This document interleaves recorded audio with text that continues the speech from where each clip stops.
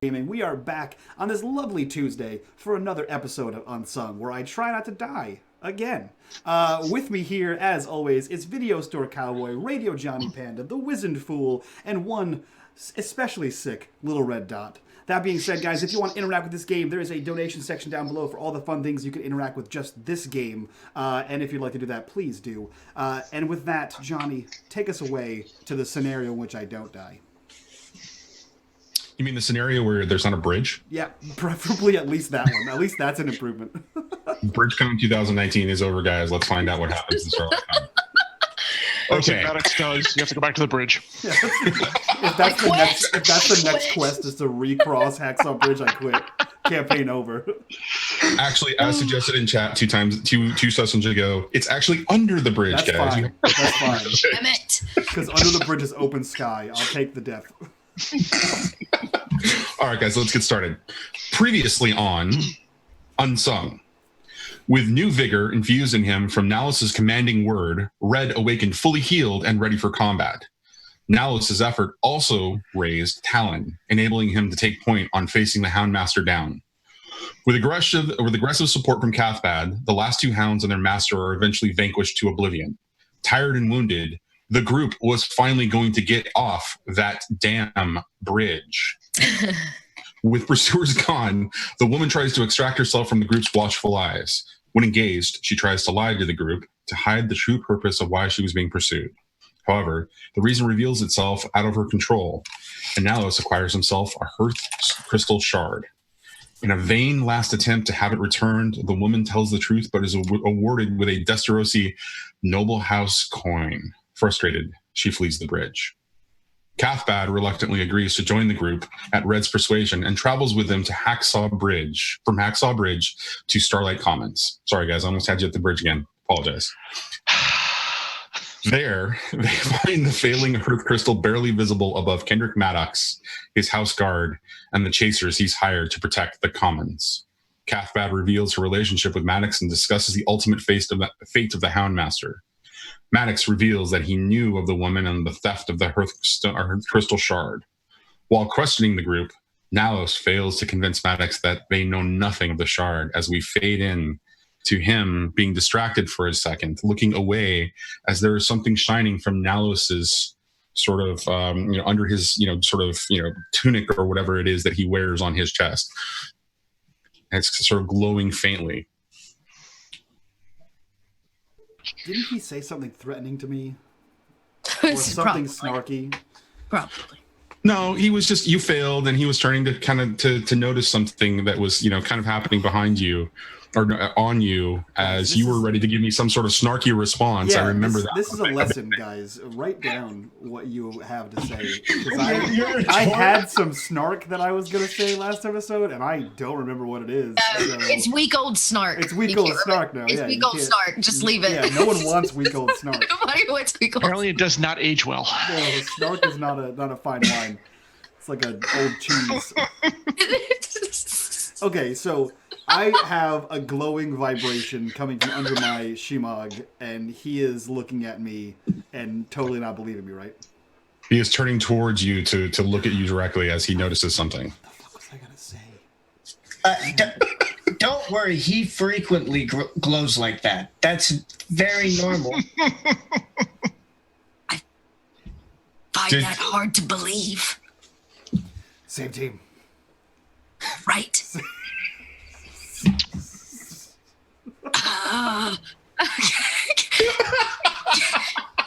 Cathman's not really on anybody's team but her own team. Max, what are you doing here? He's clearly trying to change the subject. He's trying to wordily distract him from what he's looking at. Maddox looks as his gaze kind of returns towards Nalos, and then Red says what he says, and his head snaps to Red, and then Cathbat says something, and his head just sort of snaps across to the other way, and just kind of looks at Cathbat directly, and then Nalos, as you speak again, he's just kind of shaking his head as he's looking at all of you, and just. You didn't think we couldn't see all of the gang members, just waiting in the streets? As if paused for your command. There is a tenuous relationship between myself and my house and the chasers. It's one that involves coin, something that I have plenty of. For now, they will not harm you or anybody that is working for me. And how do you think the other trade barons would feel if they knew you were resorting to this? Why? The noble council does this same act every single time they need a little dirty work done in Gelspar. So what dirty work do you need done? And laughed at that. He laughs. There is nothing dirty about saving this plateau. Then why go through such means? What do you mean? You said they use the chasers and the other gangs when they need dirty work done. There's nothing shady or dirty about what you're doing. How much time have you spent in Gelspar, boy? You look like you actually spend more time on the Celestial Plateau than you do down here among the citizens who are scavenging for food day and night, who live in this dark shadow. And he points up directly towards the Celestial Plateau, which is this sort of large, expansive, floating island made of metal and rock above. And he says, you see that? That is the shadow that casts on this piece of rock day and night. These people barely ever see sunlight. So don't question me about my motives and moves on Gelspar. The chasers, they are their own body of force here. They represent what Gelspar may need. It's a tenuous relationship, but it serves its purpose as we replace that. And he points directly towards the hearth crystal, excuse me. And it's sort of standing there on a large sort of column at the top, and you can see that it's barely visible in the sort of the surrounding sort of brightness of other lights that are there, and the crystal just slowly sort of vibrates and glows just slightly, and its outline is barely visible as the energy that is apparently trapped in these hearth crystals is clearly fading.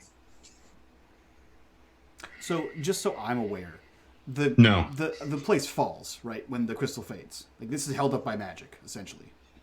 Essentially, yes. We're in a floating city, just so I'm. My God, I'm having flashbacks. Right? So when the magic in the crystal dies, this part of the city falls. That is the current belief, Okay. yes. Okay. I just want to make sure I had my lore straight here. No, you've got it all wrong. Can you please go back and read page 22 of the book? So does that include the silver glades too? They fall as well? No. That's actually really interesting. John can also probably touch on this a little bit, but generally what it is that the Adriel is basically a series of plateaus or platforms built of rock and metal. And all of them are held up aloft by the power of these hearth crystals. Right. These hearth crystals provide two things to the sort of the larger world in respect to benefit. First, they provide sort of like what would be essentially anti-gravity to rock and stone and everything, giving the ability to kind of hang there in space, right, or in the sky. And the other thing is that they diffuse the miasma, which is the poisonous sort of gas that covers most of the world, and all of that is from sort of as a result of the calamity that happened 12 or 1300 years ago. Well said. Yeah. Okay, so that doesn't affect the glade then, because aren't they attached? They're like a floating. Well, not even. Yeah, they're like physically attached now. They are all attached in some way, shape, or form. For example, the bridge that you crossed was an example of two parts of Gelspar being connected by sort of like sort of a tenuous situation of connecting bridges and elevators and ladders and all that kinds of thing. For a fact, as Cathbad, you would know for a fact that there's a couple of different structures that transport between plateaus, between the sort of the districts, between like say the I'm sorry. I'm sort of blanking on the Silverglades, excuse me, and Gelspar. There's actually one big sort of like cargo elevator mechanism that runs between the two. That's an example of. But there are many different ways. There are also floating ships, airships that kind of navigate the larger expanse that's called the Azure. But this crystal in particular is only affecting, like, it has a radius of how much it can. Yeah, it's the anti-gravity. Right. It's directly affecting Gelspar. So let's say, hypothetically speaking, Gelspar were to fall out of the sky. Nothing around it would be affected. It would just rip itself clean. Maybe. Bird take. Okay. Probably not clean. Clean. Yeah. Okay. In the same vein, Johnny, let's assume you know who the exact leader of the Destrosi clan is, and what really matters if Gelspar falls? What's the big loss? Anything? Well, put me on the spot. What I would assume that they would believe is that there are definitely it would be a balancing of accounts. One of the challenges with Gelspar is that it's a tenement slum basically, and it's a drain on city resources. There are limited city resources and limited farming land available. Everybody would know that the Silverglades was a large sort of undeveloped piece of land that was acquired in the last sort of generation, and towed to the city at great expense in order to create additional farming land and have a sort of like an additional sort of resource of like raw materials. The problem is it's become incredibly impossible to settle it because of various actions or various things that have happened there. There's one notable event that happened some 10 years ago, and Cathbad has spent a fair bit of time there, but that's part of who she is and what she does and where her backstory goes, and so she has a little bit more insight into what's going on there. As a general whole, the city is so sort of tightly focused on resources right now. There's if Gelspar was to fall, there would be an argument for it being a good thing. Okay, and what's the argument for being a bad thing? Mass murder. Besides that, nothing. Mass murder. Okay, cool. Just checking. You're not making the case to Mike very well, so all right, we've established a home version of who one of the noble families are, and they're not averse to mass murder. Indeed. If they are pretty much like the Destrosi flotilla from a certain other game, sure. They still have ships. They would appreciate a certain amount of freedom that comes on Gelspar. Okay. There's a certain amount of sort of leeway. The law is not necessarily strictly enforced down here. The chasers really are the rule of law for the most part. And when the City Watch, kind of shows up and exerts their influence, it is over celestial plane business or plateau business, council business, and not necessarily for the benefit of the citizens. The Destrosi clan would definitely understand that any move that Maddox is trying to make involves, sort of a publicity play, a public relations kind of a thing, as much as anything else that he's doing. Okay. That being said, Nalos kind of looks back to him and says, "And if you wish to save this part of the city, what do you hope to accomplish once you do?" I only hope to save a number of lives here. There is great benefit to the people here. And, of course, it will elevate my claim to a seat on the council. There it is. Okay, yeah. So I feel like this is still not actually what this dude wants. This is like obviously not the whole of it, because he otherwise wouldn't just like straight up tell us, because he doesn't know us at all. And Red is, despite how he sometimes acts, is actually remarkably good at picking up when people are deceiving him. So I would like to see if that is the case, if it is just a seat on the council and lives saved that he seeks, or if there's some a little more here. Okay, Sam, please do. So I just gotta get below a 14, and I do. Insight, I guess. I'm guessing. I'm hoping. You're getting a complex amount of things from him. It's definitely clear that he has a larger plan than just a seat on the council and the saving of Gelspar, of course.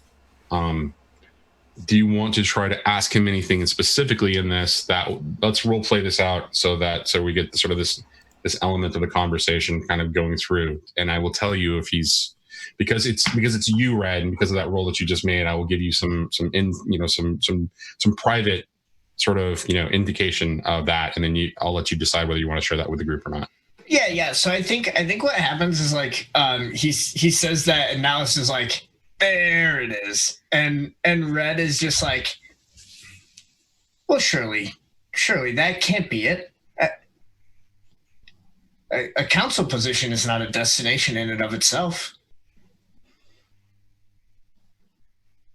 It's a seat on the most influential arm of government that all of Axia has. How is that not? Perhaps in divine perfection, you can have infinite influence and have the restraint not to exercise it. But I do not think you've reached such a enlightened plane. Forgive me if I say so, Maddox. Oh my God. Boy, who are you? How did you end up here?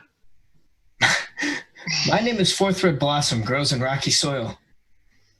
I was told that I must go out into the world to find myself. Of course, I seek to, as I said before, reach a higher plane, to divorce myself from the mortal tether and enter the divine perpendicularity, of course. It's very simple.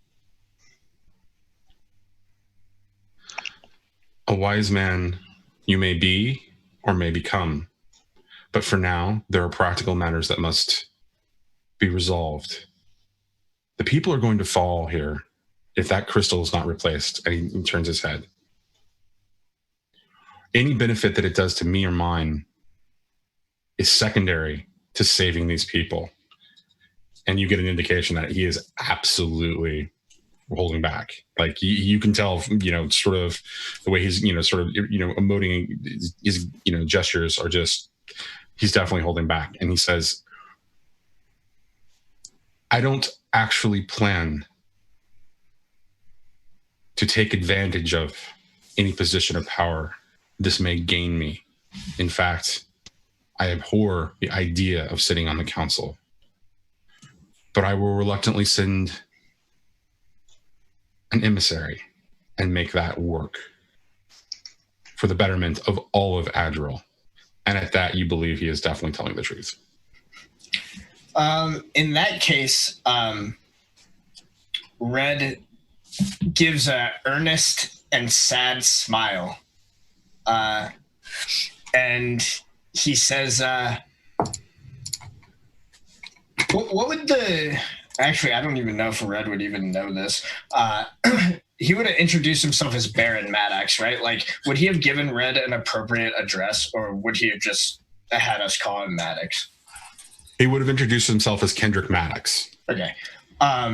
So Red will smile and will say, I'm not nearly as insightful as some of the others that I studied under, but I do believe that you're telling me the truth in the last, and since you are, I'm very, very sorry.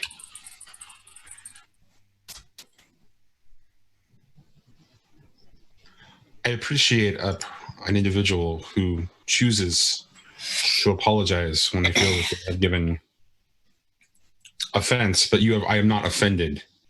Your questions are that of someone who is seeking knowledge. But I don't have time for this. And at that, the ground shakes just a little bit. as everyone reaches and kind of grabs onto a column or a building or something. Each of you do this, and you feel a little bit of sort of a jarring motion. And the faint humming that you heard coming from the crystal and the light that you cannot even, it can only barely see, it winks out for just a second and comes back. And that hum stops for a second. And as you feel that, you sort of feel the ground sort of shake, a little bit of a sort of a sickening sort of, motion sickness kind of a thing, like a dip. It's ever so slight. And you hear the groaning of some metal in the far distance at this as well. And at that, Maddox looks back at the crystal, looks over to one of his house guard, and shakes his head, sending that individual off on off on an errand. And he turns back and he says, "That is what we face there. The ultimate failing of that crystal. I don't have time for many more questions. We're in a lot of trouble here. This place is going to fail, and this plateau is going to fall. What are you going to do about it? Are you going to help me, or are you going to find your way to another plateau?" Do I know Nalus has the crystal? Yeah, we all do. Everybody does, yeah. Mm-hmm. I just take my staff and just whack him upside the back of the head with it. Really, really hard. Wow. I'm gonna step out of the sort of the scene real quick and ask, are you gonna reveal to us why you did that? Or of course I will. Of course I will. Okay. No, All right. Alan just smiles at this and still says, At this point, when we start hearing the grinding and we see the crystals like going out and we're hearing this, I'm gonna whack him really hard on the back of the head. Are you done simmering in your own ego?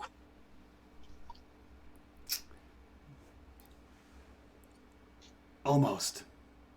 Good. It is time to give it up. I have one last question for him. Is that fine? I don't know. Yes. Can you withstand another smack? or something worse. From Or that, something worse, yeah. from that stick? Yeah, no, I'll be fine. And Talon drops his hand to his sword. I wasn't talking about her staff. I can take that too. Ego. Sorry, I've been sick. I'm surprised we're not all blown off the platform by it, to be quite honest. Listen, I Dad, I don't had to know play what's something. wrong. I think questions are important. They are. This one is probably the best of all of them. Wow. Not because I'm asking it. Are you sure? No. Max, if you so abhor a seat on the council, and you so laboriously take this position as if to do some semblance of good, why not ally yourself with someone who truly wants that seat and will use it for that?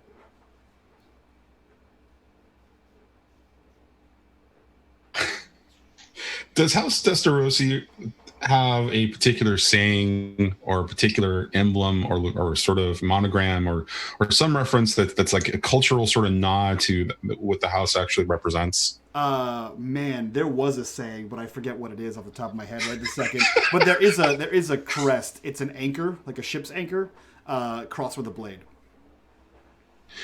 Crossed with a dagger specifically, like those Middle Eastern, like the hook daggers, kind of like that.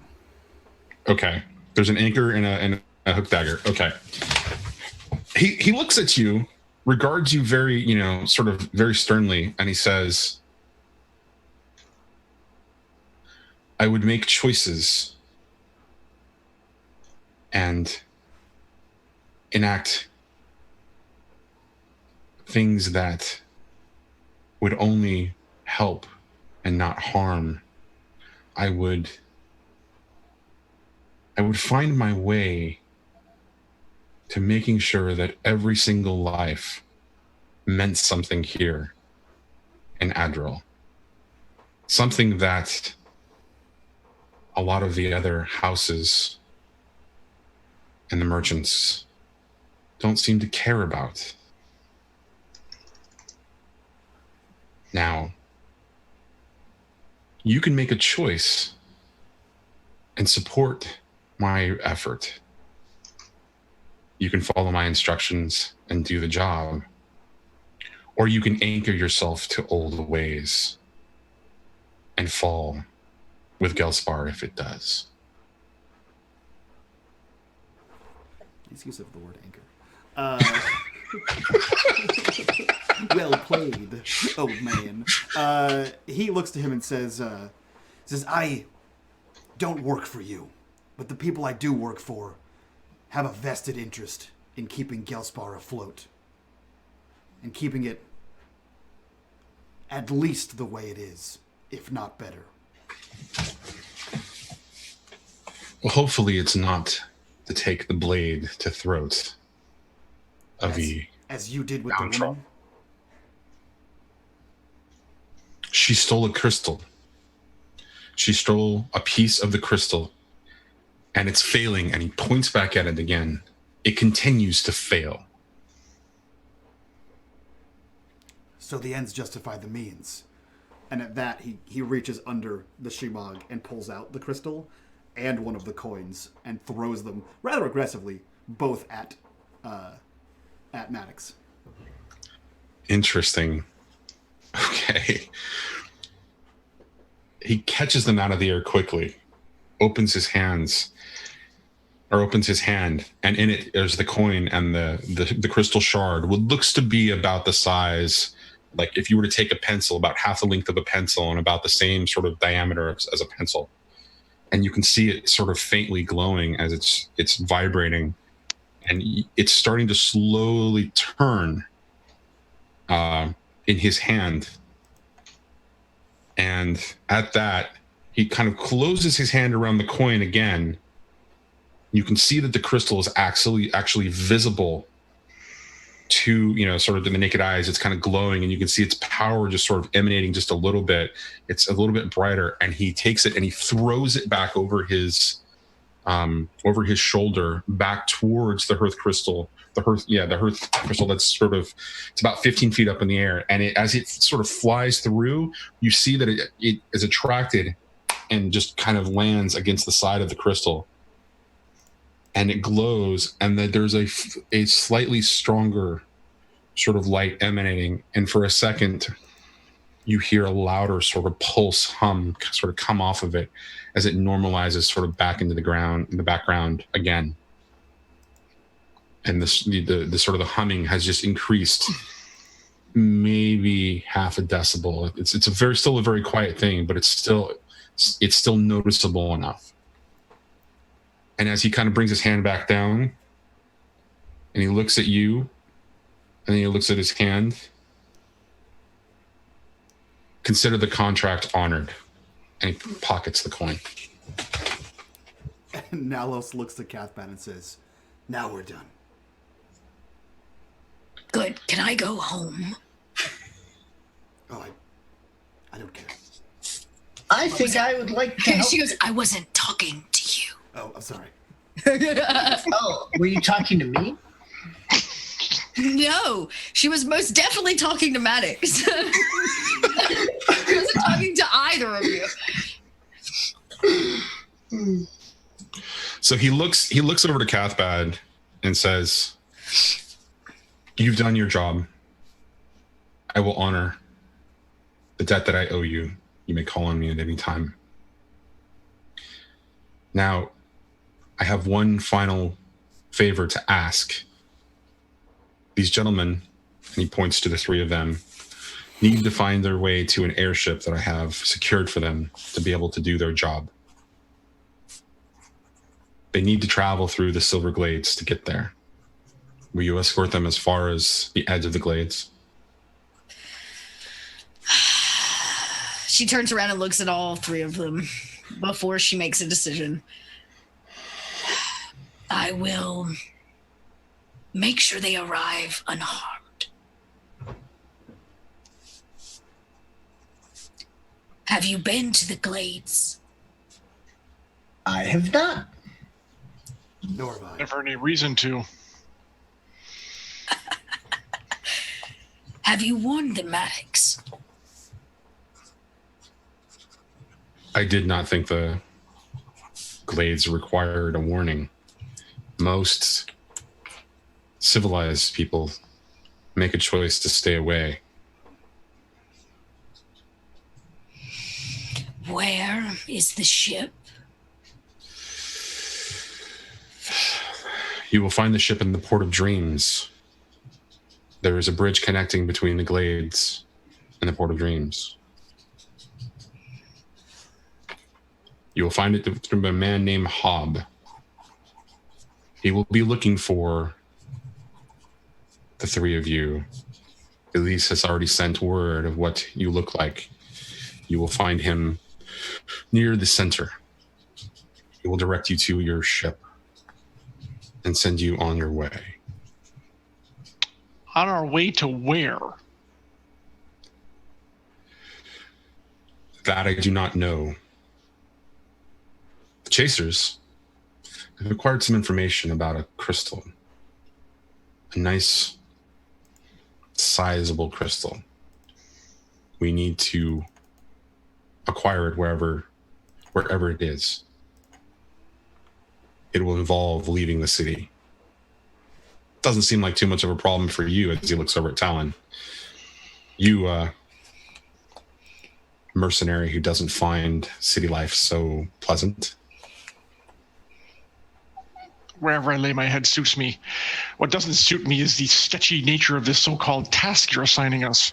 Go find a crystal that someone talked about that may be somewhere? How much do you know about crystals there? With your sword? I look at the one in Gelspar. I know that one exists. The one you're talking about may not. Red's gonna put Setting us off on a wild goose chase for all I know. Point is, I'm not sure we're being paid enough for this little job to go high-fluting off in a ship into the wild blue azure. Who knows where.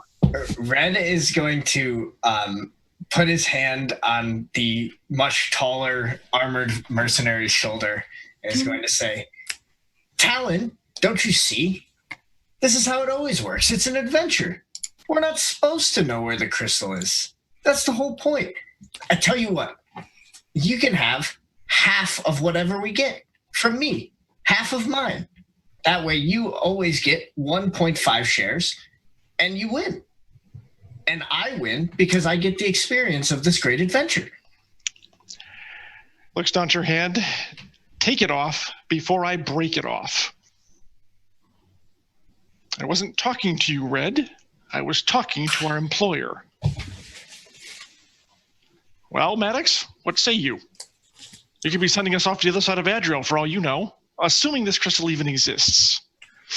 I think some hazard pay is in order. Hazard pay. I'm told the crystal is within a day's flight in the northern but area. For some reason you couldn't share that with us right away? I had to pry it out of you? It does make me wonder what else you're not telling us. I don't like going into situations blind. People who do that tend to not come back intact. Do not take that tone with me. I have many, many things to deal with. I don't have time to be sassed by some lowly henchman. And yet here you are, dealing with us, which means this is kind of important to you. So don't try to blow your breath up my ass and tell me that it's something pleasant. I didn't know that's where does breath go there? Not usually, no. Oh. You thought this important enough to come out here yourself, not with Elise, not with your guards, not with any other lackey. And he kind of cuts a glance at Naelis at that. So you're invested deeply. All I'm saying is share a little of the wealth. You said you have coin. Make it worth our while. You're right. I'm a mercenary. I'm a sellsword. It's what I do. It's how I make my living. These people, saving them would be a nice bonus. Not going to feed my belly. Not going to put a roof over my head. Only one thing does.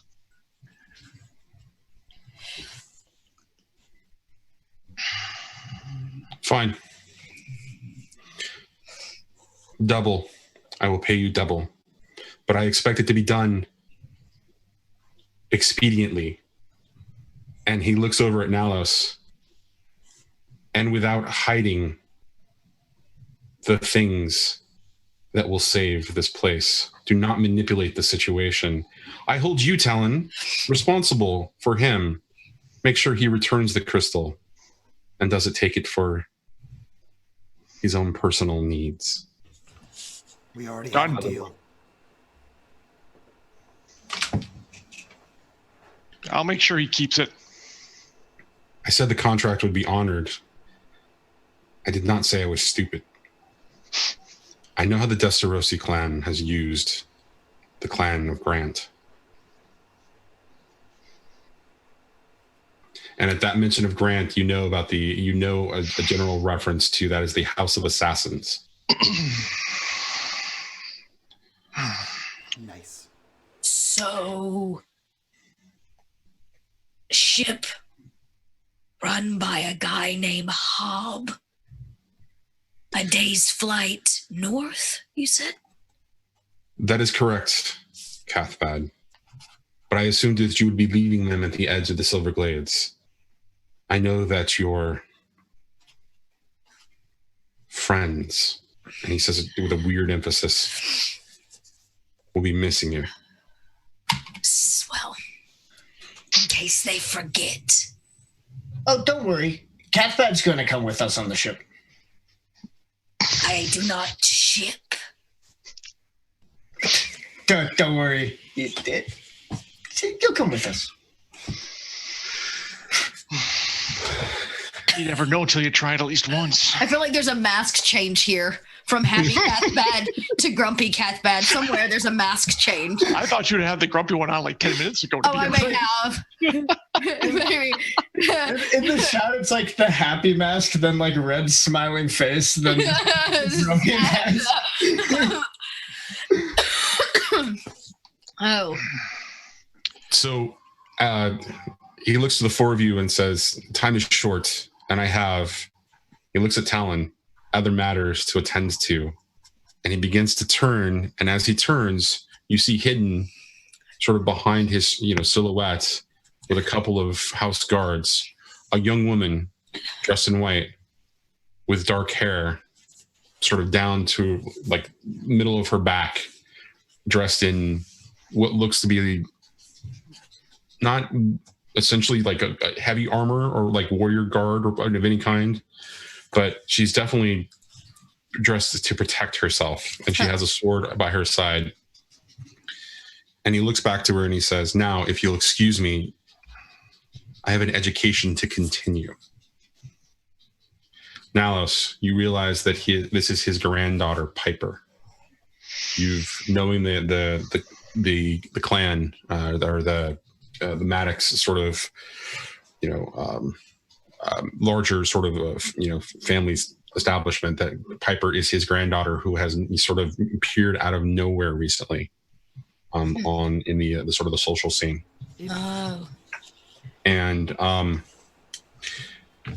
as he's doing that, he turns and he throws Talon a small bag of coin. And to Red, he throws what appears to be a flask of some kind. Now, if you'll excuse me, I believe Cathbad knows the way to the Silver Glades. By your leave, Baron. At that, he shakes his head and begins to turn. You notice that the rest of the house guard sort of slowly moves with him as he moves back towards his granddaughter Piper.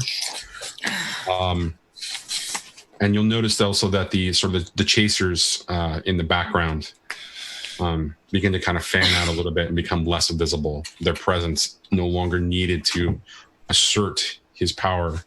Now they're just sort of paying attention to the comments. So yeah, Red will swivel with his spear with the beads wrapped around it, kind of trailing above him like a strange standard, and look around, say, so you know the way, right? Right, Cathbad? Yeah, well, yes. We're headed to the sky elevator. Well, that sounds interesting. Okay. It is an elevator in the sky. I would never have guessed. Not a surprise. I'm being facetious, but that's... I do not know this word. I figured. Johnny, how many coins are in that bag you gave me? There are 15 coin. There are 15 gold in that. And Red, like as we're kind of walking along, he's gonna take a little whiff of this flask. Do I have any idea of what this is? You spend a little bit of time sort of smelling it, and what you realize that it is a potion of heroism. Cool. Yeah, so I think like we see like, you know, they're kind of walking around, like Red smells a little bit, like raises an eyebrow, like takes a tiny sip, like corks it, pockets it. Or what is it? Tucks it into his bulky clothing. Yeah, what is it, Red? Magical potion? Could you be a little more specific, or are you just, that's all you know? Well, it would make you bolder, stronger. I think they used to call it hero serum on the Yellow Mountain. So would you like to know what it mechanically does there, Red? No. Yeah. No, I actually do. I'm just giving you a hard time. Are you sure? I'm happy to let you just try it whenever whenever necessary, but I'd like to know. This game is tactical enough that we should know who I'm giving it to. That is a fair point. So, potion of heroism effect +1 charge of tide turner. It is a fast action, and it only has one use. And then, just out of curiosity, is that recover a tide turner or +1? Like, can I overstack? You can overstack. You get a +1. Cool. Good to know. So you could essentially use it to recover, or you could use it to add a new add a new one to your sort of your inventory, basically. Excellent. Cool. Good stuff. Yeah. All right. Well, I guess we're following Cathbad. Yeah, I'm guessing I know which way to go to get to this elevator. So you would know that, absolutely. It's the kind of thing where you navigate through the city streets of Gelspar, but you're always looking to the sky, because what you end up seeing is, as it starts to fade into view through all of the sort of the grime and smoky sort of fog that kind of floats above Gelspar, is you start to see a slow outline of a sort of diagonal structure, metal structure, that appears to connect from somewhere in front of you in Gelspar towards the Silver Glades, which is off at an angle near the Celestial Plateau, but not connected to the Celestial Plateau necessarily. Mm-hmm. And so it's like the metal skeleton just really begins to kind of fade into view, and it's sort of chipped and it was once painted white and looked well maintained, but now it's no longer sort of cared about at all. Mm-hmm. For anybody who had spent any time sort of navigating the city in this particular way, they would know that the elevator was used at one point to ferry supplies between various sort of parts of the city, various districts. There are a number of these sort of sky elevators connecting, and this one specifically was designed to take supplies from Gelspar itself to the Silver Glades, which was attempting to be settled. So this platform, this sky elevator, hasn't been maintained in probably like 10 years, and you have used it on occasion to get down here when you needed to come to an urban setting.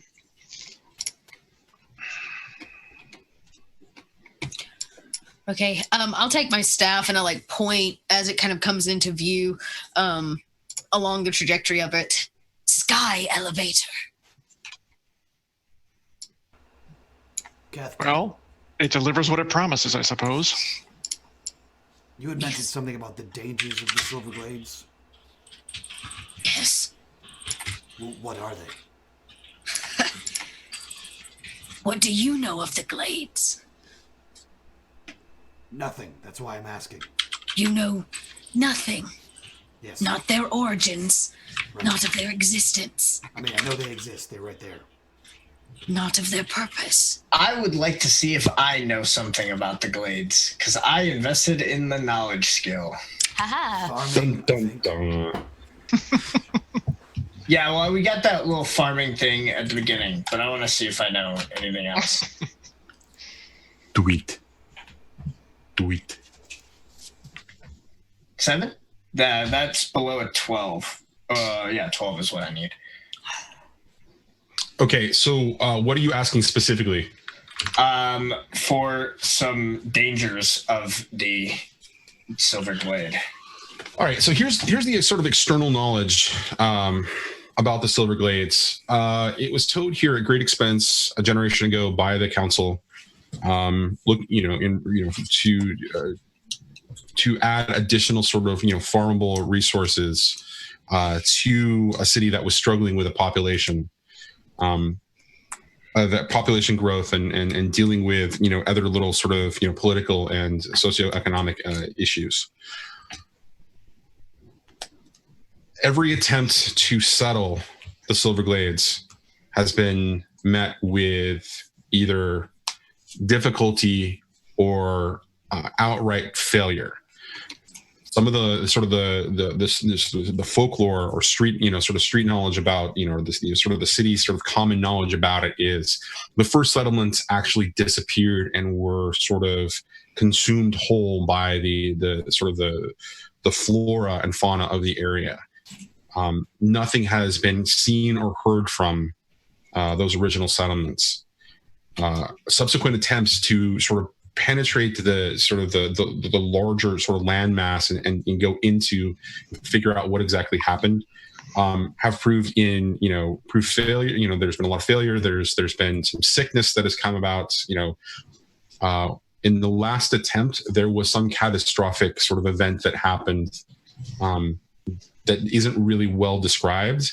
And it is known that only one person sort of made it out alive. And she has a reputation for making trouble, trying to find, trying to decipher or figure out or convince anybody to fund an effort for her to get back into the Silver Glades with resources. And she has subsequently just had great difficulty doing that. Things that have come out of the sort of the Silver Glades that were once perceived to be sort of like common sort of fauna, the example that I would give is the bloodhounds. Those are creatures that were once sort of normal, but have sort of evolved from, whatever is going on in that Silver Glades and sort of come out. So there's a little bit of that knowledge, common that it affects animals and creatures, but nothing has ever been sort of determined about what happens to people when they actually go there. So that's the general amount of information. Cathbad has plenty more for you. Yeah, I think Red would just kind of like look between Nallis and Cathbad, like kind of back and forth while they're like, he's waiting for info, and back and forth again, and just goes, "Are you the one man? I heard a bunch of people. They've tried to have people go there." But I heard that there was one person that didn't die last time. The colonists have long since expired. My people, we have mutated. We have adapted. The air is toxic. Well, miasmas everywhere. It's no big surprise. Is it more prevalent in the Silver Glades? We have no living crystal to protect us. Delightful. To live there means to accept it into your body, or you do not.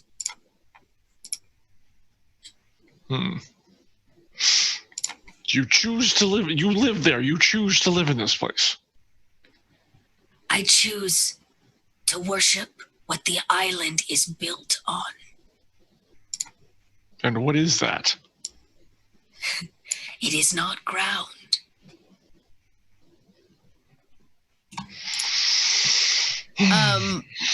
I guess the path, right, is pretty deserted, everything through here, and the elevator, it doesn't work electronically anymore. It does. So it does still operates. Okay, it does still operate. Right. So when you get there, it would definitely still be functional. It just hasn't been well maintained. And so when you arrive there, it would be sort of in a dilapidated part of Gelspar that's sort of abandoned. And as you are, sort of entering towards the base of it, you can see that the sort of the elevator platform, which appears to be somewhere between 30 and 40 feet, square, is, the platform itself is sort of at the lower end of it. And you can see the faint glow of a red light sort of lit, and a sort of a green light that's waiting to be depressed. And you know that's the sort of the operating mechanism to kind of send it up. And as you're approaching, you see a couple of shadowy figures, all with sort of painted sort of skulls on their face. Chasers just sort of monitoring the area, kind of keeping it, keeping it secure for you. And from Joyriders. As you kind of see them as you're approaching, they just begin to sort of blend into the shadows, and they sort of vanish from sight.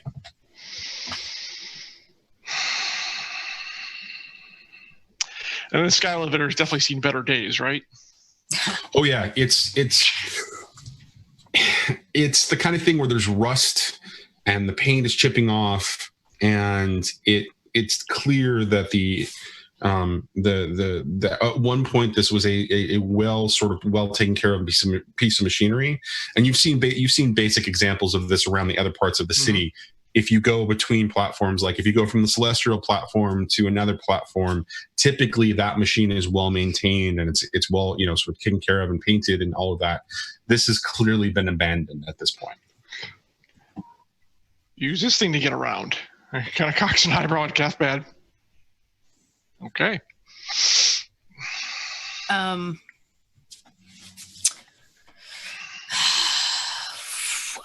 Do I need to worry about them breathing this air when we get across?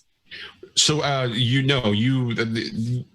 based on your experience, the way that the crystal has sort of diffused the miasma around. Okay. This pathway is still clear. When it was built, it was taking that into account, and so the effect of whatever's going on in the Silver Glades and the effect of the crystal. When we get to the Glades.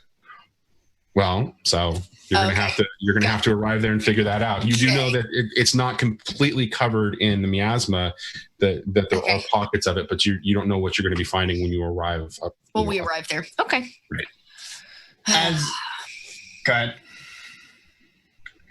As we get on the lift, Red's going to say, Catbat, you said there is something that you're there because of the thing that's holding it up.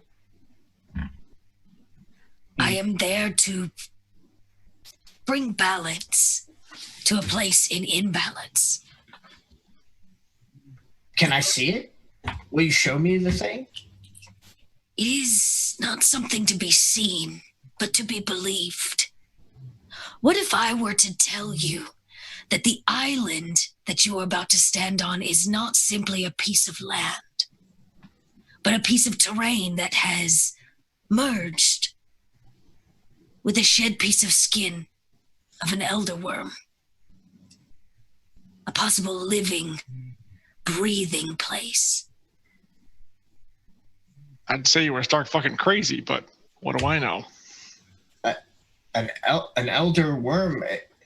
I'd be inclined to agree with Talon for the first time. I see my presence brings you all closer together. I disagree. I find this very, very plausible. There are many cases of beings of the divine flesh. When they lose substance, they spread out into the world and change the places around them. I'd like to see it. you will get to walk upon it. A greater honor than seeing it with your mortal eyes. Oh, and look at Nala. These two are like that now. Woo, woo, woo. I have no idea what's happening. Yeah, Cathbad, She says, and its name. It gains its name not because it glitters from silver. The forest is covered in dead crystal shards. Dead crystal shards. Yes. They do not have the same essence as living ones. Do you know why? I assume because they're dead. I don't know. Great GM. Is there a good reason behind that? Wait, say that again. The question Is there a reason why they're considered dead crystal shards versus? Why are they? Yeah. Did she know? I asked Cathbad if she knew why they were dead. Cathbad would not know. It's actually one of the mysteries that even Cathbad and those that she resides with do not understand. Mm-hmm. My people and I have tried to make a opportunity, attempted to grow and bring life to what inevitably is a dead island. How can it be dead if you said it's the skin of an elder worm? Doesn't that mean it's alive? It can't be both. Religion. She says, no. It lives. Everything that tries to live upon it does not. Well, there you go. Well, I don't think you've hit the button yet, so I don't think we've moved. It's like, well, why don't we see this vast fabled land with our own eyes, and we can all make our own judgments. It will be nice to go home. So as you all step on the platform, sort of the elevator platform, it looks like it was designed to carry a lot of cargo and people. There are benches sort of littered, sort of around the outside of it, and there is a small sort of railing about waist high that kind of keeps everybody contained. But it doesn't look like it was really designed for safety. It looks like it was designed to move, people and cargo as quickly as possible. And so as you begin to engage it, it slowly starts to creak and sort of move as the gears begin to churn, and it slowly begins to climb along sort of the rail as it just ascends in sort of this diagonal fashion, just going up. And the noise is just horrendous as, the rust is sort of like, caking off the gears as it just begins to churn, but it slowly gets faster and faster and begins to start to accelerate at a very good clip. And you realize that the ascent is probably going to take you, 10 or 15 minutes at most. That's been Cathbad's experience previously. And as it's kind of doing that, you're able to begin to get a glimpse of the size of Gelspar below you as it sort of disappears in the sort of the floating sort of miasma that kind of circles and just is dissipating, and combined with the smoke of various fires and hearths, all around Gelspar itself. And you see that it is not brightly lit, but that there's various sort of like light sources as you kind of take in the entire city proper. And as you kind of look back towards the center, you can see the very faint sort of like flash occasionally of the hearth crystal as its power sort of emanates out. And as you continue to make that climb, off in the far distance, you still see that damn bridge. Burn it. Talon spits over the side. So, you mentioned something about the miasma up here and being toxic, and Yes. are we going to address that, or are we just going to carry on walking into toxic mist the whole time? She takes off her mask fully for the first time, and you see that her face is relatively deformed. It's collapsed in quite a few places. The nose muscles no longer exist. They've almost collapsed in entirely, that piece. Almost the way like a skeleton, the face begins to decompose inward. And she says, I have already dealt with that problem. Yeah, As for the three of you, I do not know what to tell you. Great. Perfect. Awesome. Thanks, Cathman. I have a salve which we can rub on your face in hopes of keeping most of it out of your systems, but you require oxygen. And As yes, most living things do. it is everywhere.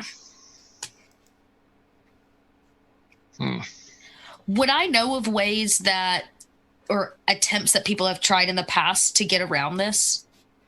To get around the toxic effects on the asthma?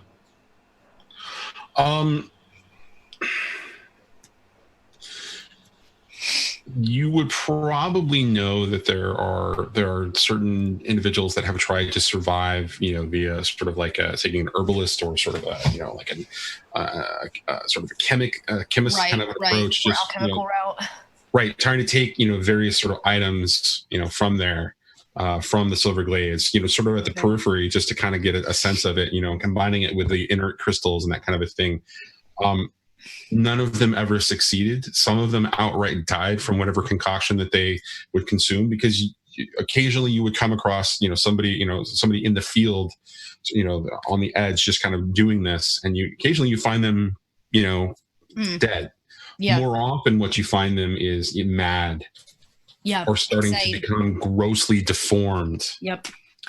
And you've had to dispatch a couple of these individuals in your experience. Is there a time frame in terms of how long the average person, like how much they can take in at what? There's no real measurement of that? There is no real measurement of that. Each time that somebody enters the silver glades that you've ever seen, the effects often take different time, different spans of time. And anybody who has taken this route of trying to sort of consume this sort of alchemical, experience of whatever, and you're just trying to do this make this effort happen, even those experiences have been very different.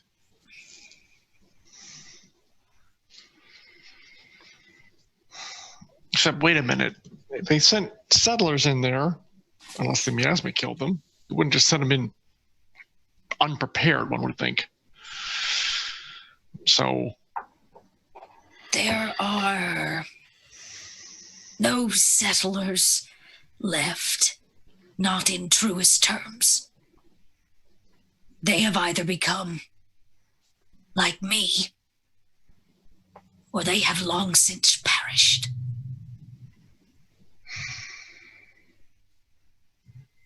Charming.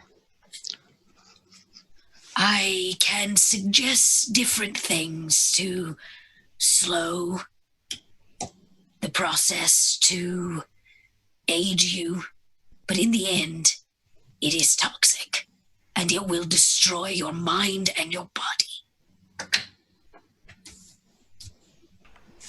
So we get out as fast as possible. Haste is your only survival. And you know the best way through. I do. Right, GM? I do. Okay, I do. I absolutely do. Yeah. Nice way to put the GM on the spot. Just good job. I do, right? 10 to 10, best player ever. Yep.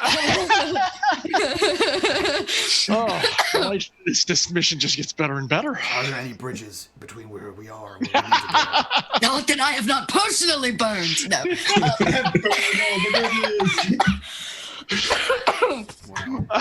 Cathbad would know that, yes, there is a bridge that connects the... There is a single bridge. It is Sans Hounds and Houndmaster. Let's hope so. And whining women. Perfect. We should make it from one side to the other swiftly.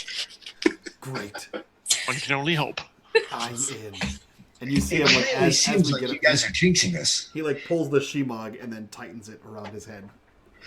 Yeah, actually, that's what the same thing that Talon's going to do is a scarf for some measure of frickin' protection from underneath his armor, like wraps it around his nose and mouth. Yeah, I've already shaking his head. I've already talked about how like Red has like a considerable amount of like robes and like loose clothing. So he kind of like drapes something across his face and kind of covers up with a bit of a hood to his robes to try to mitigate this a bit. Just a bit. So as the four of you are starting to kind of take in the three of you are starting to take in the weight of what Cathbat have just told you and trying to figure out what's going to be the best thing that you can do, you see that the underside of the Silver Glades are really starting to come into view.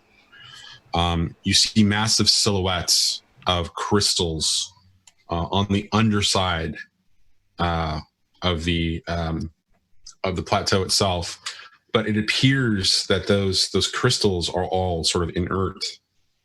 None of them are glowing. There doesn't appear to be a hum as you would normally expect from these hearth crystals.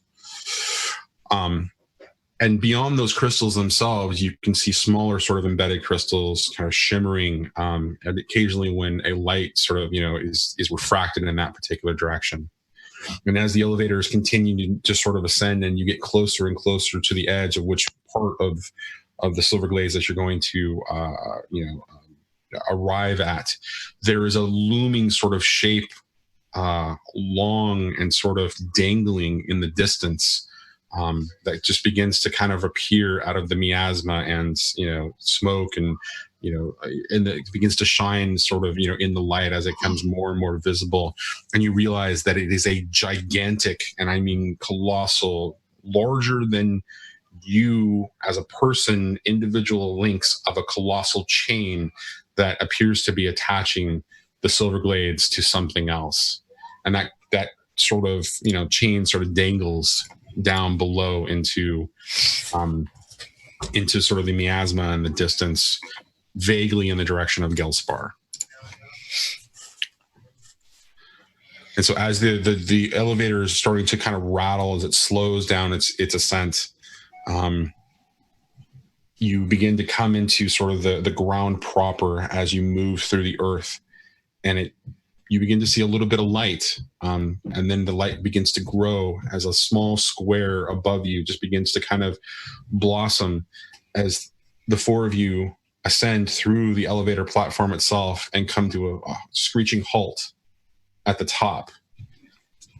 Cathbad, this is sort of just like a normal sort of homecoming for you as you kind of take in the glaring light of the glades, because of the sun shines brightly down on it, and it is green, and there are crystals everywhere, and there are yellows and greens and reds, and things are blooming. And this particular place as this is sort of the platform station, and then there's a structure sort of next to you, off to the left side. And as you all begin to sort of, your eyes begin to adjust, you hear a voice from below you, somewhere in front of you, say, "Council didn't need to send us babysitters." And as your eyes begin to adjust and you kind of look, you see a woman in purple robes just beginning to move towards the platform itself, and she looks up at you. She says, "Wait a second. None of you work for the Watch, and none of you are wearing the emblem of the Council. Who are you?" Yeah, we're not here for you. Who the hell are you? Hand drops to my hilt of my sword again. "I'm here to do a job. What about you?" We're also here to do a job that preferably doesn't involve you. I live here. Mine's that She one. lives here. And she kind of looks at you and she laughs at that and she says, "No, nobody lives here. I've come here many times and nobody lives here. Who are you really?" My name is Cathbad Getafex. I live here. I am a druid for this island, speaker of it and the living things on it. "No, that's not possible. And I'm sorry, you're going to have to go back the way you came. This pathway is closed. I came this way. And we will go back this way. You deny me a chance to go home. For what purpose?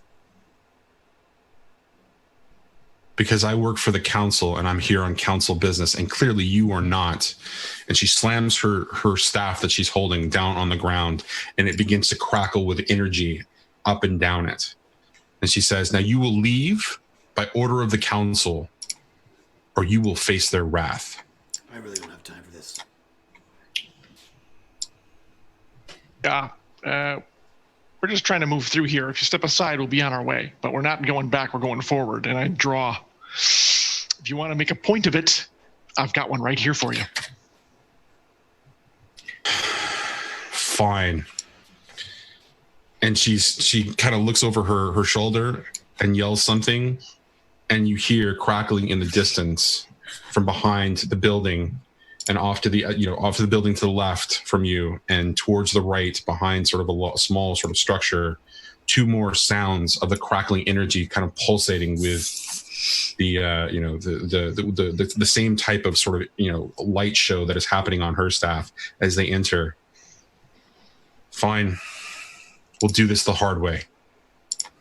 Johnny, can I, before we enter combat order, can I activate heavy grip to have it going before we start combat, since I already drew my sword?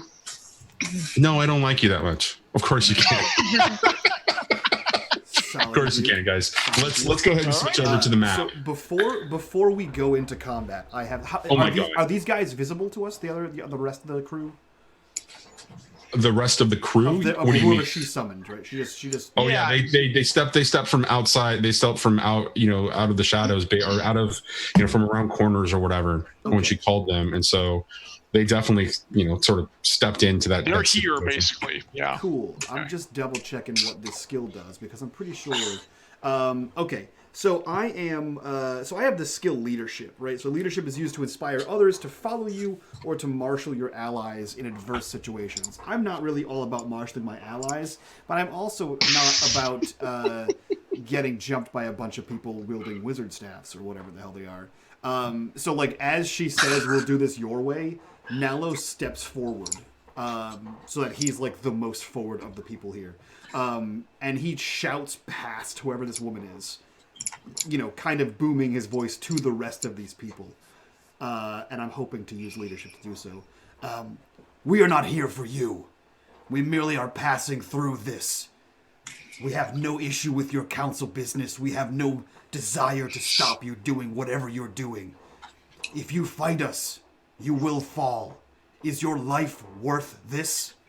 Merely let us pass, or let us slay this one and pass. We have no ill will towards the rest of you. And I'm hoping to roll leadership to make those guys back down. Ooh.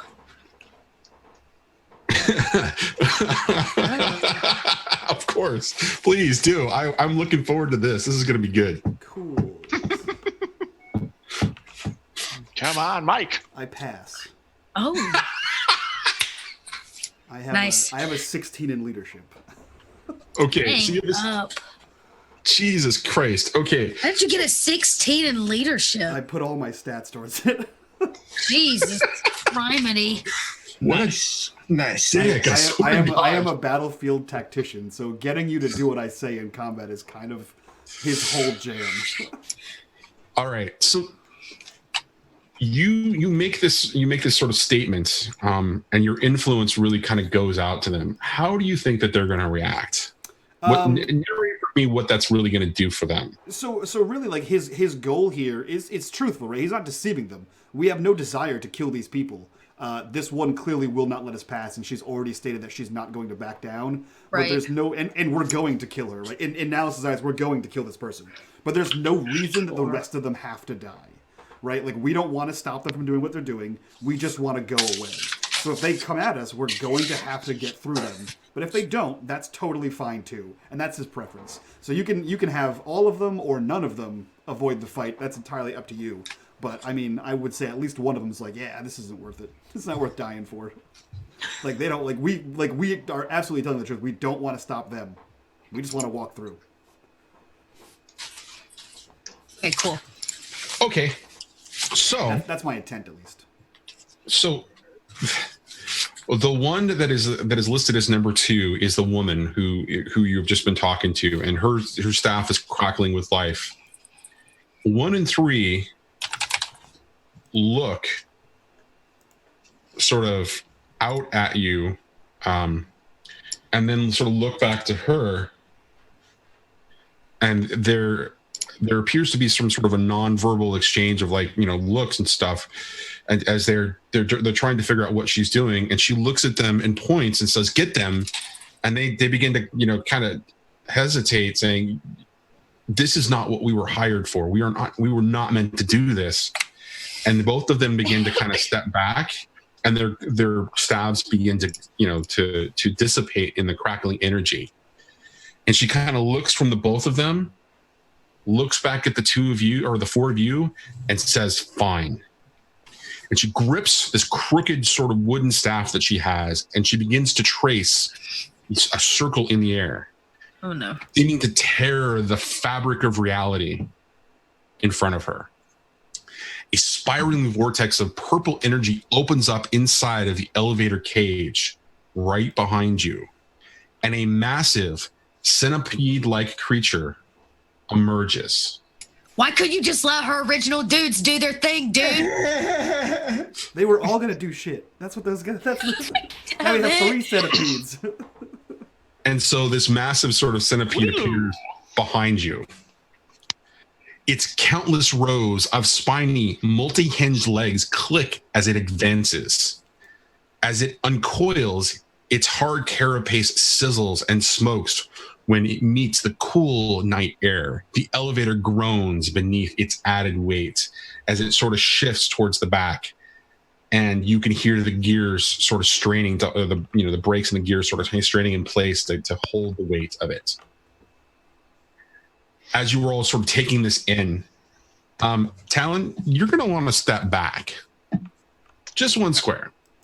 Am I? Oh, okay. Back as in towards the group? Yes.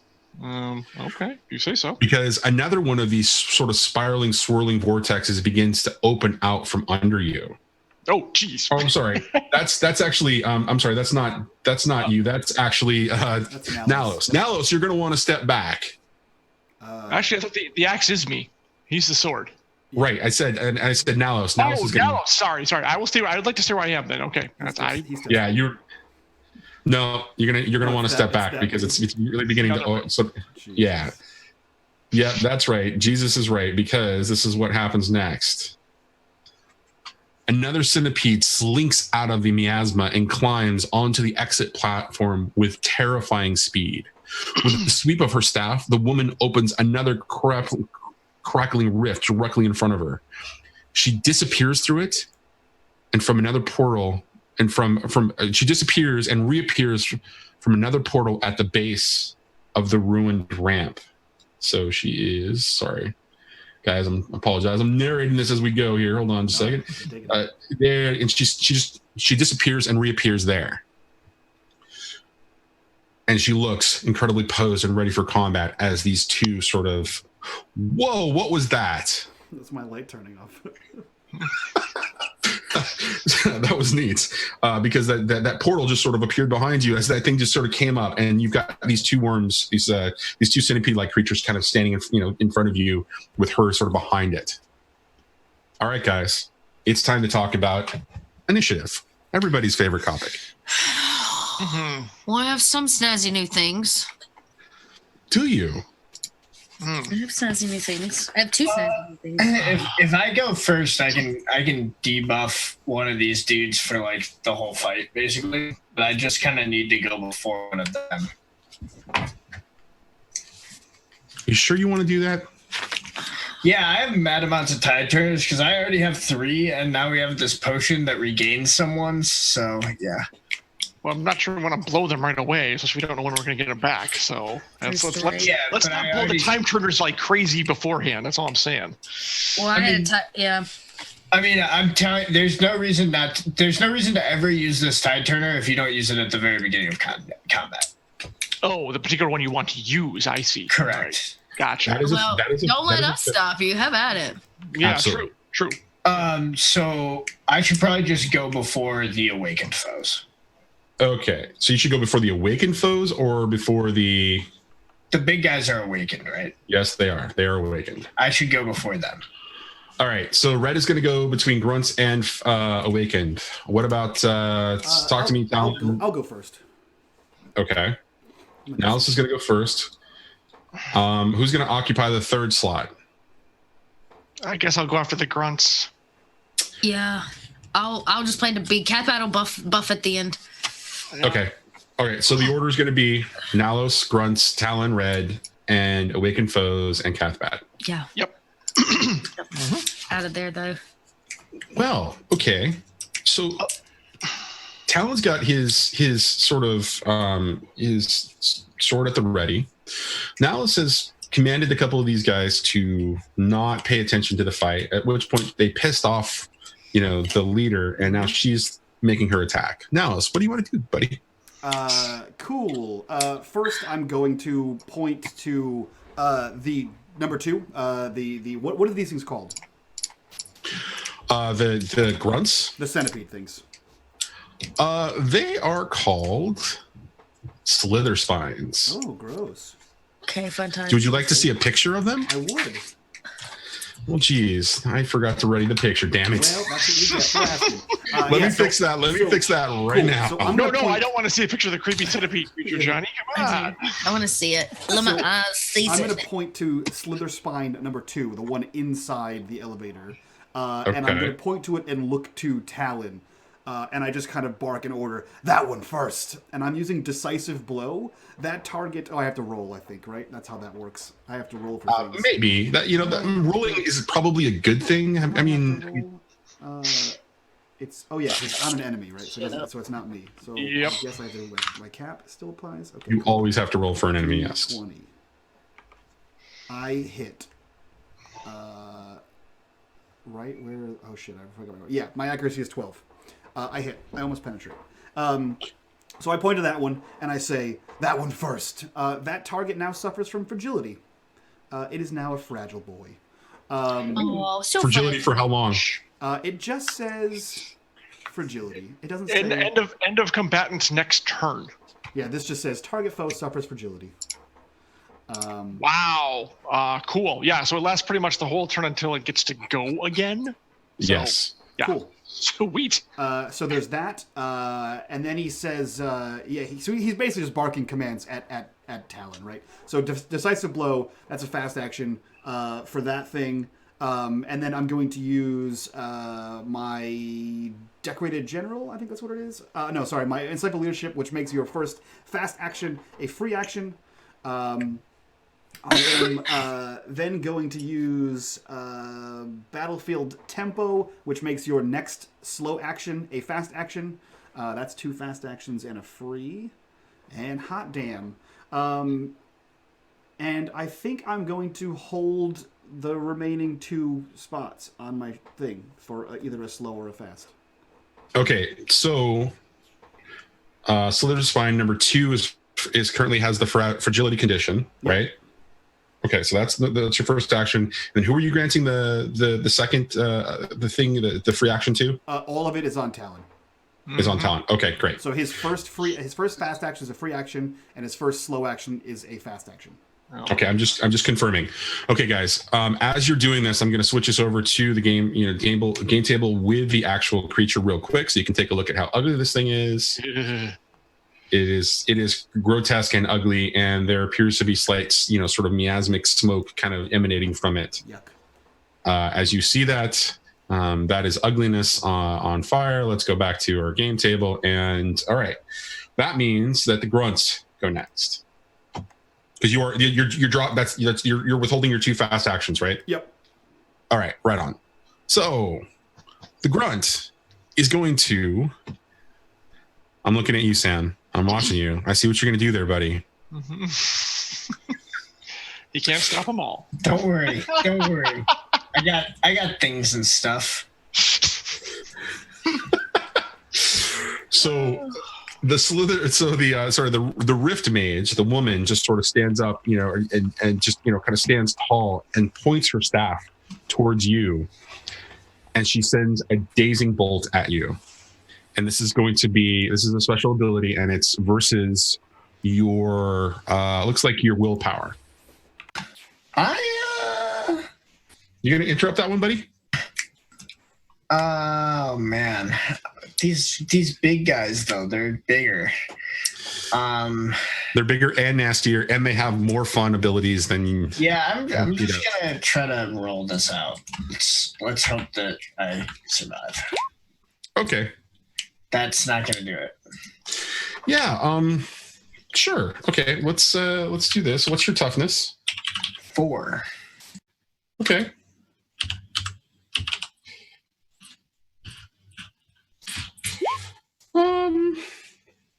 How about take 7 points of damage? So the bolt just sort of goes singing towards you, and just just kind of like nails you right in the chest, and you feel momentarily like dazed, and it just kind of, the energy sort of coalesces over you. She does the same thing again. Good. So I get to roll again, I'm guessing, right?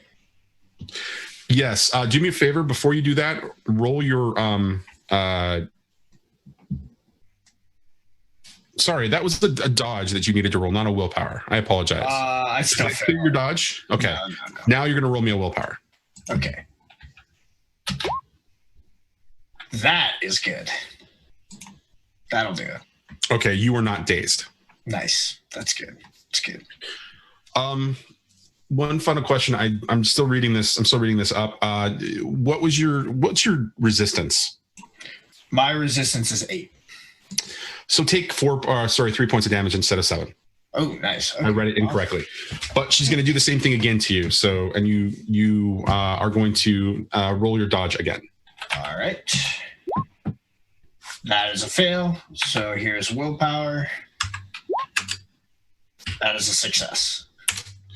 Okay, you are not at all affected, although you are going to take 8 points of damage still. All right, cool. So she slams you 1-2 with bolts as they just come sort of permeating, through your body, and the energy is sort of cackling, crackling through your chest as she moves in and does this particular action, giving Talon the ability to step up and start to do some serious damage.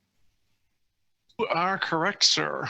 So I don't even need to step up at all. I'm right there. So it couldn't have come in a better place. So, all right. So fast action is a free action. I will try to use my maneuver for focus, which I need to make a focus check. All right. Okay. Do that. And that's a 7. So I have 1 die to add to damage or healing. Which will I do? Okay. Now, it's right next to me, and my first slow action is a fast action. So that is going to be, I will attempt to cleave it. So I need to do a attack roll. Okay. And that's a crit. So have we rolled a crit yet? Yeah, I thought we rolled one last time. Actually, I think Cathbad did this one time, if I'm not mistaken. I believe she did. All right. So here's what happens. Let's see. 12, 20. And this is going to go against 2, correct? Oh, hell yeah. So 12, 24, 36, 48, 57 points of damage, minus whatever its toughness is, because that's max. Nice. I'm sorry. My mistake. 68 points of damage. I forgot the extra die for focus.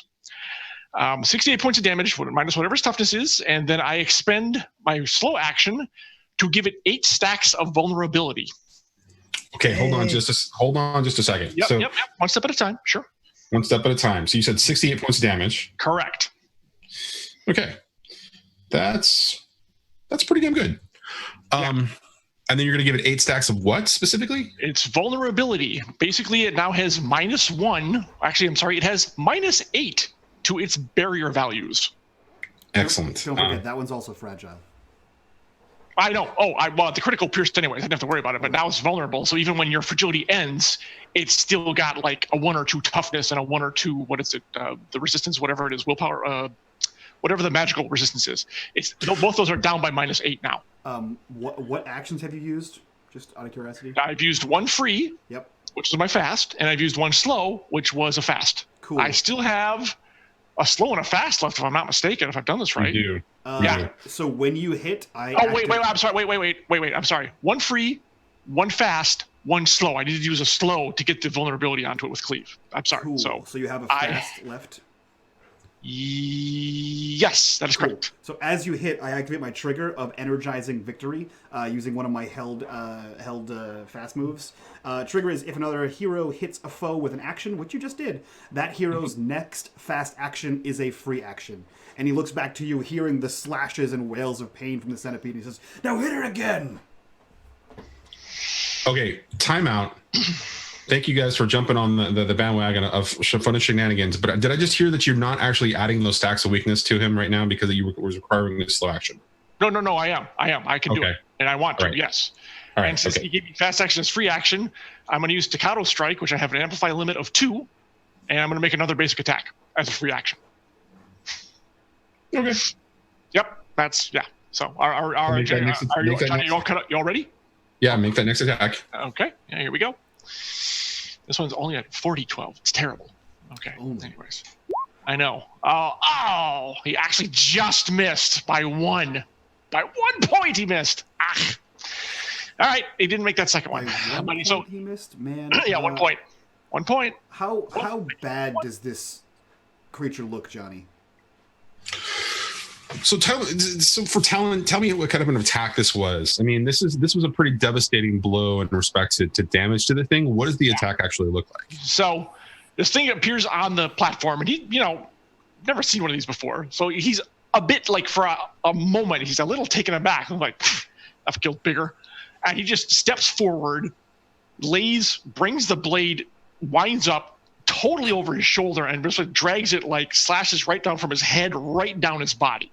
It's a straight shot, carving right through it. And this thing, like, if it could, it'd almost be split in half. He thought he would have taken it out, but it's still up, like, tougher than I thought. But yeah, but the thing doesn't go down yet. So that's what it looks like. So does it look physically like it's pretty messed up, Johnny? It is devastatingly messed up. It is suffering some serious. In that case, I'm going to use my passive ability, which I can use once per encounter. And he leans back over his shoulder again and says, "Just finish it!" And I'm using Decorated General, which allows me to, after you roll, reduce it or add to it by 4. So that roll is reduced by 4, and you hit. If you reduce it by 4, I don't need you get the fragility, but if you reduce it by 4, I would be 15, 11. I would penetrate, but I have fragility, so it's all good. All right. In that case, what is the minimum? What's the die roll? 4d 12. You said. Yes. Plus. Plus what? Basic attack plus 3. Plus 3. So that would be okay. So go ahead and roll that. All right. I was wondering if you outright killed it with just the minimum. Well, I don't think so. You don't, but yeah. Okay. Just got heavy grip. This is. Let me double check. I gotta check something real quick and see if I've got it right. Hang on. I was changing these over to tier 2. Yes, I do. Okay. Good. All right. Okay. Here we go. Bam. And yeah. 37. Describe to me what happens when you actually finish taking this thing out. Okay, after a glare at Nellis for telling me how to do my job, he whirls around and crosses the T basically about chopping this thing in half. He takes the sword, steps into it even further, and just hauls off straight from the shoulder. It's a 2-handed sword, trying to cut it in half, literally. And if he does, that's what's going to happen. So as your blade, yeah. So as your blade sort of sings through what would be the upper torso of this thing, the upper body, it goes completely through the carapace, and there is this sort of weird sort of crackling energy that emanates from it as it does, and that top piece where the mouth continues to sort of twirl, with momentum just sort of off the platform that you guys are standing on, where the elevator is, 20 feet above. And just sort of crumbles, just falls off that, and the rest of the body just begins to sort of coil, onto the ground and just lay dead. Wow. Anything else you want to do there, Talon? Actually, I think I'm out. I think I'm done. It was fast. I actually have nothing left. Cool. Yeah, that was it. So, and yes, this thing, now we have one of these carapace things to handle. So, yeah, so I think Red wants to keep the initiative up. He's trusting the one behind him to Nalos and Talon. And he calls back to the train. It's done. And I think Red holds his spear in front of him, and the beads begin to rattle and shift and dance around him as he casts his spell. And he's going to use his Tide Turner Spirit Shackling. I think what this looks like is, again, we see that sort of weird like fog mist-like form sort of gather. However, this time, instead of around Red himself, it's more around this giant centipede creature. And it seems like almost take sort of humanoid form out of the mist at times, like these kind of monstrous, strange forms. But it's hard to tell. Like if you try to look at it straight on, you sort of lose it in the mist. It's only kind of out of the corner of your eye that you might be able to see it. And what this is going to do is cancel one basic attack of a target foe as a free action, 1 per round, and I can't cast spells until the start of my next turn. My sustain is to repeat that effect. So basically, it doesn't do anything right now, but essentially makes it so that I can use my if I succeed, we'll make it so that I can use my blood seal thing essentially for free. Now, the thing that I'm kind of confused about here is, do I roll my cap up front, or do I wait until they do a thing to roll the cap check? I think we're going to wait to see if wait to see for the individual events whether it's going to the cap, because if you're going to be able to use it multiple times for free, so it's cancel one attack, basic attack of a target foe as a free action, 1 per round. So just like my blood seal thing, I can only do it once per round. Right. What I'm saying is that I think every time you end up using it, I think that makes sense in respect to only using it. Or you're going to have to roll for each individual one versus it being sort of like, sort of this gigantic sort of powerful thing. If you roll successfully, it eliminates all of those. And if you fail horribly, it doesn't make sense that, Yeah, that makes more sense to me as well. Just want to check. Okay, cool. And then, so that's what he first does. And then he will also lash out with a Kie strike. On whom? I will go for the one that attacked me. Was this one, right? That is correct. That is Rift Mage number 2. I'll take a swing at her. That is going to be a critical. Oh, shit. Nice. I feel like you rolled a 37. I was like, that's really high. How'd you roll that? So that's max damage, right? Correct. That is correct. All right, so that's just going versus to her toughness, right? Yeah, that's just going to be a straight 2d8, so 16. So 16, and that's a straight 16. Okay, all right, right on. Yeah, so that is nice, very good. Red smash. Yeah. Red lashes out, and his spear does that weird thing where it seems to extend much farther than it should, and pierces through the mage that attacked him. Okay. So, do you want to do? You don't have any other moves that you can actually do? Nope, that's 2 slows. Okay. All right. So that means the one awakened foe on the field now gets to actually make their turn. Well, so Talos, how you doing, buddy? I'm pretty okay, to be honest. I have 60 health. You got 60 health, Yeah, huh? I have 50 and change. Okay, great. Because immediately, the first thing that this thing does is it's kind of rearing up its ugly head. It moves forward and just sort of grabs you. Okay. With all of its sort of centipede arms and just trying to, wrap you in. I'd like you to dodge for me. I'll stop that attack. Capture. Stranger danger! Stranger danger! That succeeds. That is my accuracy. Oh wow. All right. So I'm gonna say this right now, Sam. Thanks for taking the bait. Damn it. Just wait though. Because it just as it does, it kind of moves in and it's rebuffed with like this weird sort of energy that emanates from Red as it just kind of moves in with its arms and just kind of struggling. And at that, it kind of steps, extends back and just kind of rears up a little bit, and it grows taller, and it's sort of like its positioning, and you see it beginning to sort of vibrate a little bit, and on it, you see for the first time there are crystal shards sort of glowing around it as it's vibrating, as those shards immediately shoot out. But as it begins to glow, as the shards begin to glow, Red grits his teeth and, sacrificing his own life force, will try to use his second interrupt spell that is only allowed to be used once per round. You better couldn't spellcast until your turn. That is an exploit. Ooh. Blood Seal is an exploit. Also And it free, succeeds. it's also free action. Yep, it is. It's a free action. It's that usual one. Yep. Oh, you rolled 4. Good fuck. Yep. So I succeed. So I sacrifice half my health. But Red grits his teeth and is able to hold it back as well. This spiritual fog stopping the shards. Maybe, I don't know. So the spiritual fog. So these things are okay. So this thing is vibrating, like it's standing up, it's rearing, and it's vibrating, and all of a sudden, all of these shards just sort of shoot out in all directions. Tell me, Red, what does it look like when this sort of like spiritual fog just kind of stops that attack?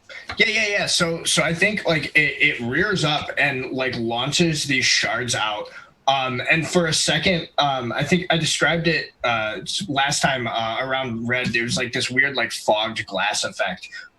The opacity of the fog gets like much clearer, much like thicker, and then suddenly it clears up again, and it's as though these shards never existed. They just seem to launch out and then just are gone. Wow. That's a very nice combo of abilities there. This creature still is vibrating. It's still just sort of doing its sort of like, crazy sort of, rage thing that's going on. And of course, does a spine burst again. Oh, fuck you. Can't stop that. Why do so much?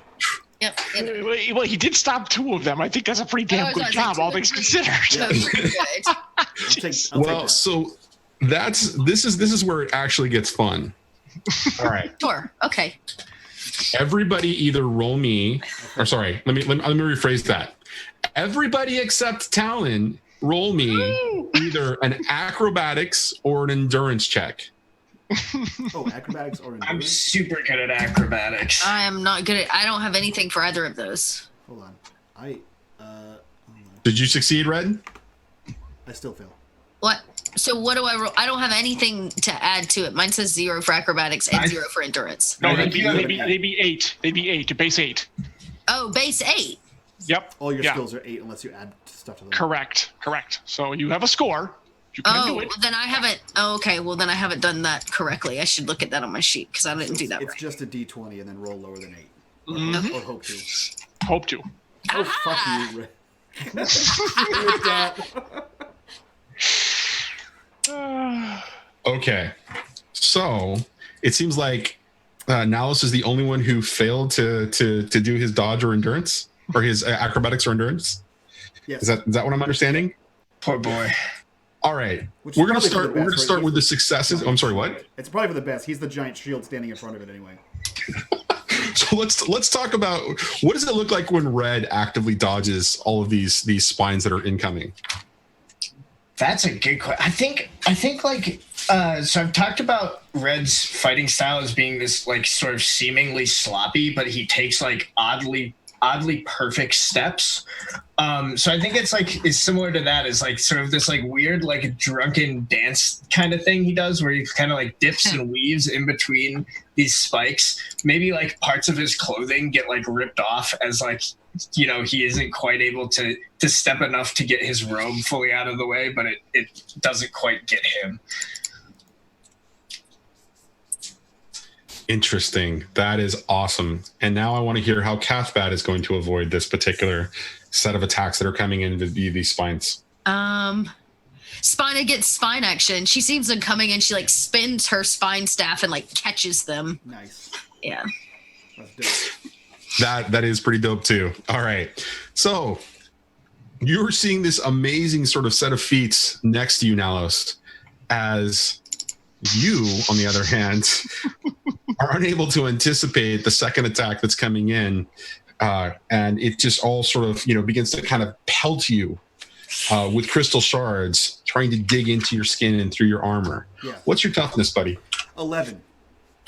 Thank God, because this is a nasty one. Yeah, I think he doesn't even bother to try to move. He's in like heavy plate armor. He's got a lance, a shield. He's like, shit. And just sort of like, buries himself behind the shield.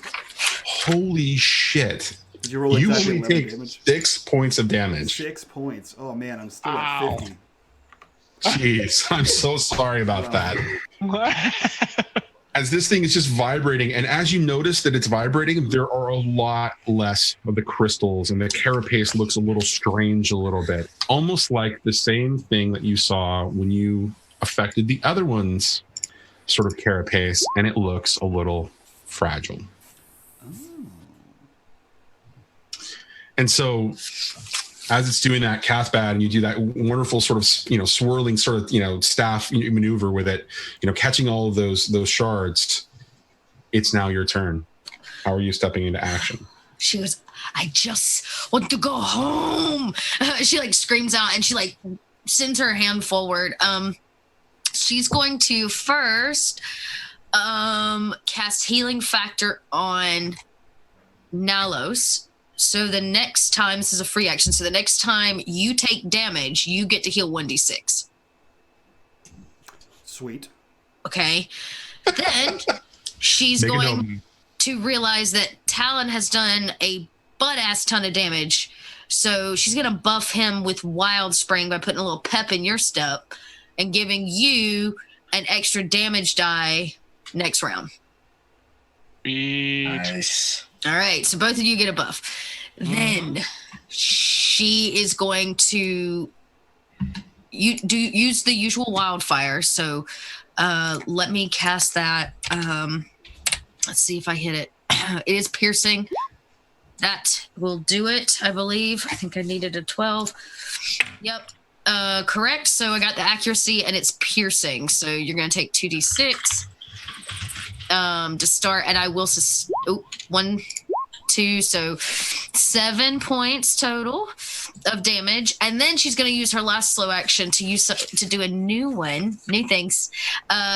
She is going to cast Moonbite.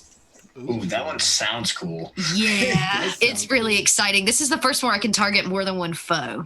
Nice. Without them having to be next to one another.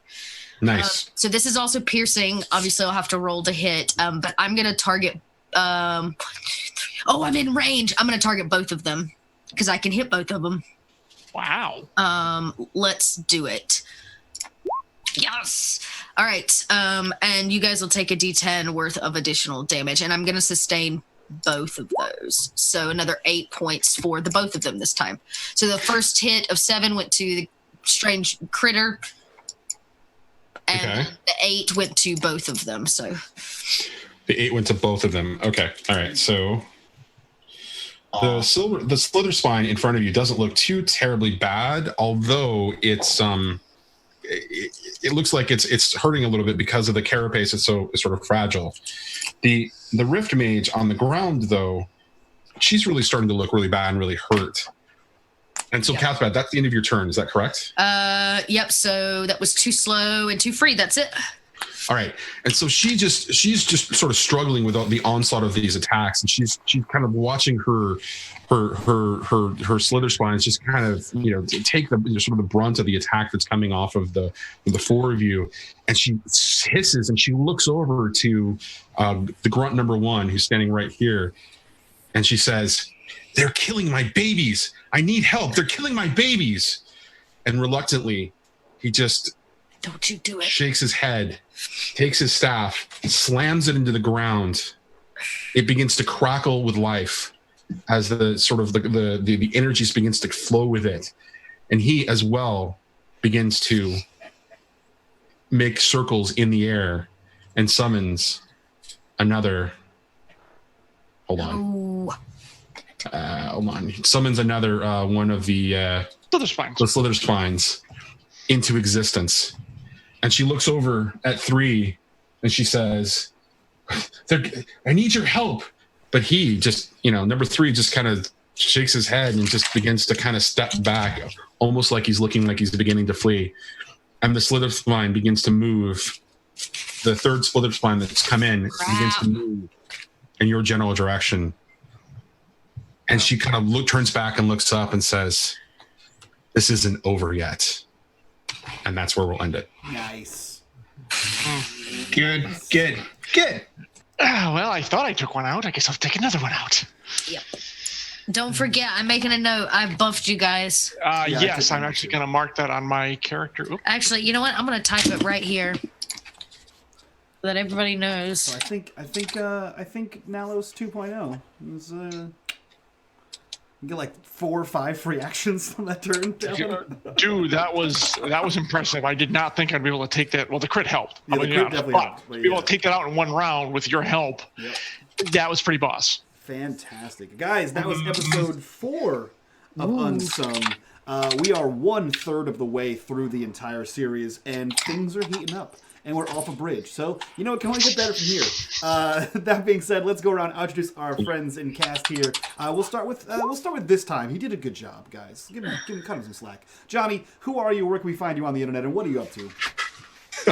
I am Johnny. I'm the Video Store Cowboy. I'm Video Store Cowboy everywhere except on Twitter, where I'm VidStore Cowboy. You can find me pretty much anywhere and everywhere.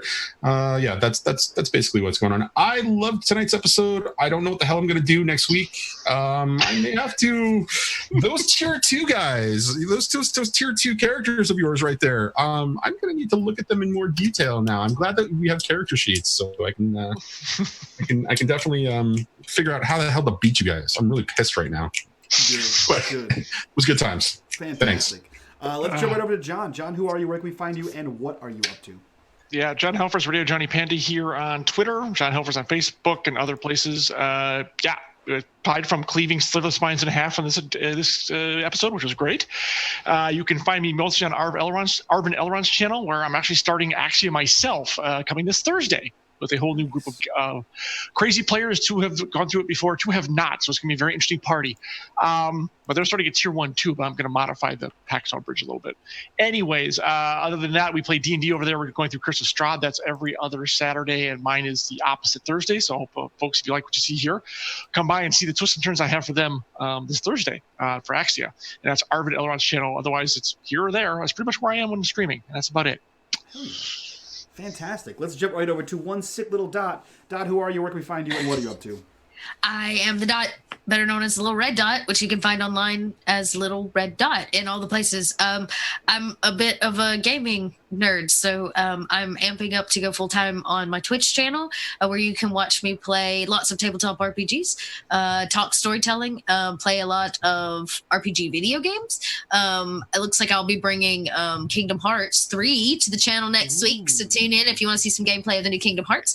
Other than that, when I'm not over on my channel rolling dice telling stories, I'm on other people's channels rolling dice and telling stories 6 days a week as of this week. So lots of ways and places to see me. Tomorrow night is the 3rd of 4 episodes of The Fate of the Appliance Wars, so come get your wholesome goodness over there on my channel.